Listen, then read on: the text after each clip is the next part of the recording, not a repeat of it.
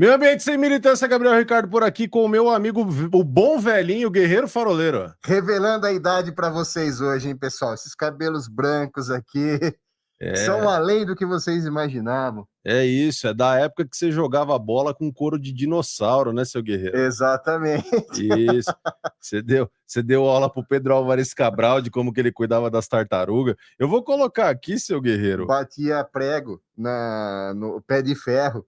Isso aí. aí. A chuteira com pé de ferro, é isso aí. Isso é da antiga, hein, seu Guerreiro? Isso aí realmente você tá entregando a sua idade. E o seu Guerreiro Faroleiro, quando ele dava aula na faculdade já, Guerreiro? Exato. Eu passava meu paletó no ferro a carvão. Isso. E frequentava aqui. Isso aqui foi logo depois do fim do mimeógrafo, Gabriel. Isso. Nas primeiras. Não é slide, é. Aquelas. Esqueci o nome, meu. É lente? Eu não lembro como é que chamava. Exatamente. Lâmina. Nas primeiras lâminas do professor Guerreiro aqui nas faculdades. Isso. Né? E aí, de cada 10 pessoas, 6 não têm acesso ao saneamento. Essa notícia de 2013, nós estamos em 2025. E conta para mim, Guerreiro, alguma coisa mudou nesse meio tempo? Só aumentou o rancor, cara. É impressionante. Parece que o que eu tô falando para vocês aqui hoje, em março de 25, cara, eu tinha a mesma energia para falar para os meus alunos pelo Brasil todo esse tipo de notícia. Ou seja, é isso que eu falo aqui da esperança do farol. Aqui, Gabriel, só para a gente pegar uma linha do tempo, imagina o seguinte, pessoal. Eu fico até emocionado de falar, uma política nacional sancionada em 2010, cara, com em 2013 essa realidade, com aquele monte de promessa, fim de aterro, agora a gente vai ter indústria da reciclagem e reuso, o Brasil vai ser outro. Cara, é o que a gente sempre fala aqui.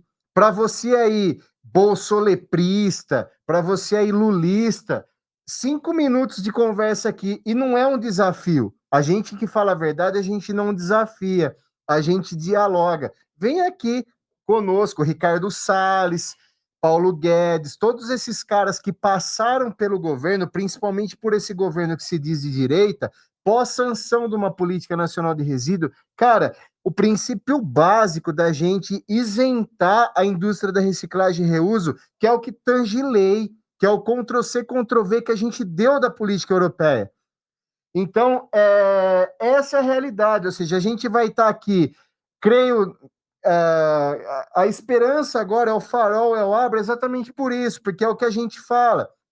Com pouco dinheiro, a gente vai mudar esse cenário e vai fazer o brasileiro parar de tomar água com totô e ter realmente uma infraestrutura, ter bons planejamentos, que afinal, inclusive, acho que o Arthur é o único até hoje que eu conheci que passou pelo governo com Abra e fez algum planejamento, algum plano diretor para mudar esse cenário.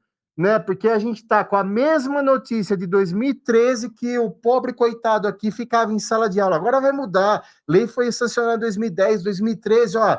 Tá vendo? O Brasil tem aqui 60% ainda que não tem saneamento. Agora vai. De resíduo, agora vai, né? E a gente está na mesma velocidade aqui do trem bala da Dilma. É isso, seu Guerreiro. E aqui, ó, outro dado também interessante dessa época aí, das nossas vovós e vovôs, é o seguinte, ó. Gestão do lixo, que cada brasileiro produzia, nessa época aí, 1 quilo de lixo em média por dia, né?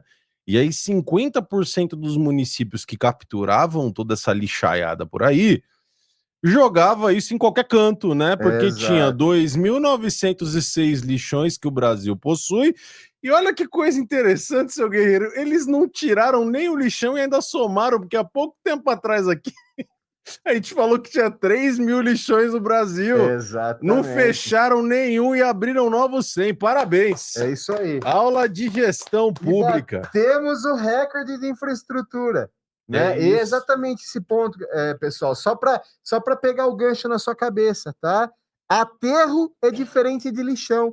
Então, há 10 anos atrás, o lixão é um buraco que eu taco coisa dentro. E aí é o que a gente fala que você toma água com totô e algumas coisinhas a mais. Temos vídeos aqui. Isso chove, degrada, vai para o solo, lençol freático, que é onde a prefeitura capta aí aquífero Guarani, entre outras coisas, para você tomar a sua aguinha mineral, tá? Então você está tomando a sua aguinha. Então, assim, nem os aterros a gente se mexeu para acabar com o aterro, que é um local que eu consigo pelo menos controlar. Mesmo eu não tendo a indústria de reciclagem para absorver todo esse volume que a sociedade gera, mas pelo menos indo para um aterro a gente conseguiria controlar. Então, assim, é mais grave do que você aí do outro lado está imaginando. A gente não tem nem aterro, a gente está com um buraco que eu taco tranqueira dentro. Então, assim, bem-vindo à era de Dom Pedro, né? Ou seja, se a gente for olhar aqui daquela brincadeira que a gente fez o vídeo de 1800 e bolinha, tá aqui, pessoal, essa é a realidade. Entra ministro do Meio Ambiente, sai ministro do Meio Ambiente, estão preocupados com a Amazônia, com as queimadas, Marina, Salles, Biriri, Bororó, e sempre essa mesma realidade. O que realmente nos impacta no dia a dia é isso aqui, é inadmissível. A única saudade que eu tenho aqui, Gabriel, é que hoje acho que eu faço o slide um pouquinho melhor. Isso, Fora isso, cara, é triste e trágico ficar lendo esse tipo de notícia. Mas vamos lá que tem mais aula antiga do Guerreiro. Do Guerreiro. Aí. Vamos lá então, seu Guerreiro. Ó, aqui também, gestão de resíduos sólidos no Brasil. É bom lembrar ó, que esses dados são do IBGE de 2000 a 2008. A gente vai ver o ciclo de evolução, hein, seu Guerreiro? Exato. Mudou tudo. É 20 tudo. Anos, meu. Quase será que não deu para fazer nada em 20 anos? Exato, olha lá. Olha lá, ó. Então, consumo. Cada brasileiro produz em média 1 quilo, né, de lixo, como a gente comentou no anterior. 50% não tem destinação adequada. Olha só que dado semelhante ao nosso. Descarte.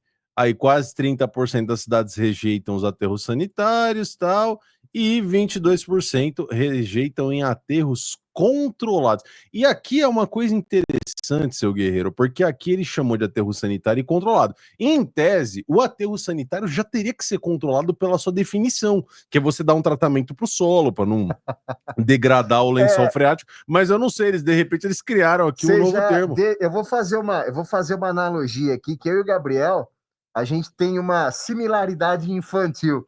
O aterro controlado, Gabriel, é aquele puxadinho de lona que faz em aniversário de criança, quando você não tem uma área coberta, sabe? É exatamente aqui.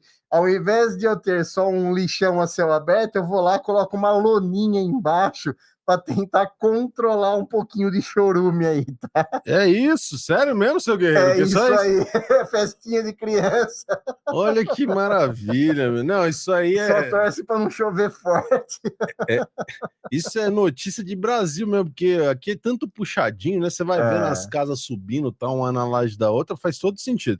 E ainda a reciclagem em regiões com maior número, sul e sudeste, né? E aí aquela história, né, seu Guerreiro? Segue aqui os dados mais ou menos na mesma coisa. Nada muda. Na verdade, o que muda é o slide. Eu acho que dá para fazer com IA hoje, né? Exatamente. Eu acho que a única coisa que mudou, né, nesse tipo de pesquisa até hoje foi o designer.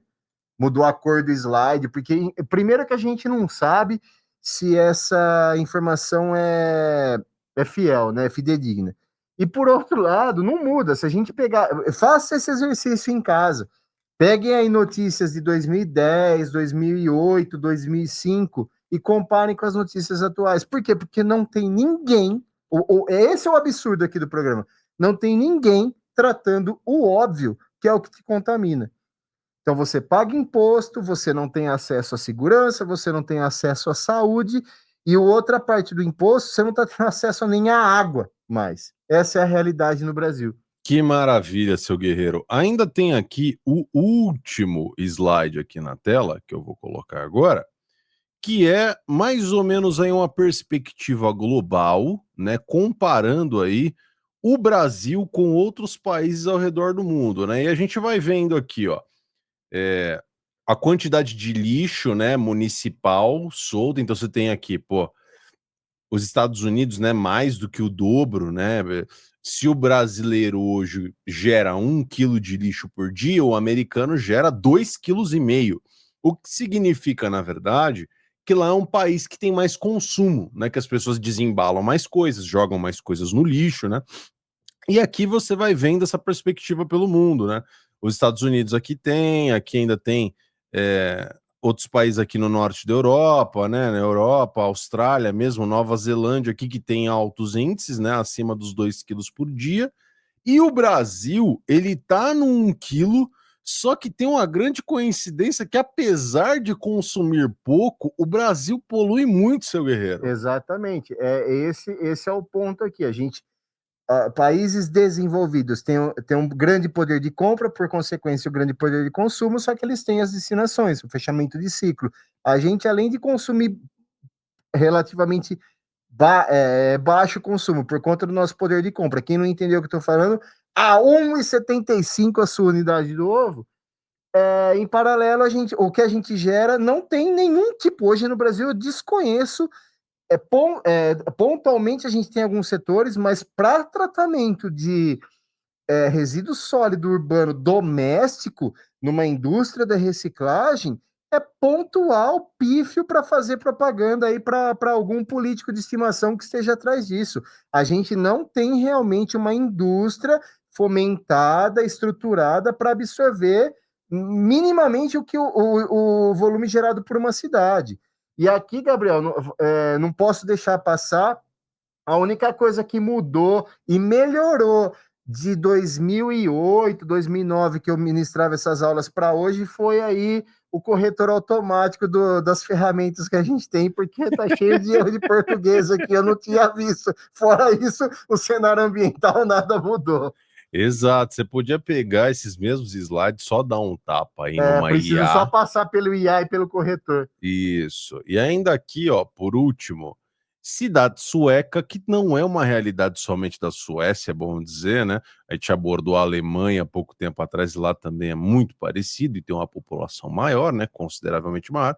Cidade sueca produz apenas 1% de resíduo. Olha só, então, quer dizer, eles reciclam a maior parte, não é isso, seu guerreiro? Exatamente, isso fomenta indústria, tecnologia, se transforma em energia, se transforma em novos outros produtos, ou seja, fecha o ciclo, esse é o ciclo da cadeia. Então, brincadeiras à parte, aquilo que a gente estava falando do plástico, tudo que a gente gera, o culpado não é o plástico ou qualquer outro tipo de insumo, é a falta de planejamento, de estruturação, de plano diretor para trazer esse tipo de indústria para começar a absorver e fechar o ciclo. E aí a gente tem sempre países desenvolvidos anos-luz na frente, e o Brasil sempre na velha máxima da política de Deodoro. Isso aqui não dá voto, isso aqui vai, de certa forma, desenvolver a sociedade, isso aqui eu perco aí o argumento que eu vou trazer aqui a solução para isso na próxima eleição, e o cenário é sempre o mesmo. Então tá aqui, pessoal, um pouco das minhas aulas de 2008, 2009 e são totalmente atuais, tirando os meus erros de português. É isso, pessoal. Até a próxima. Um grande abraço.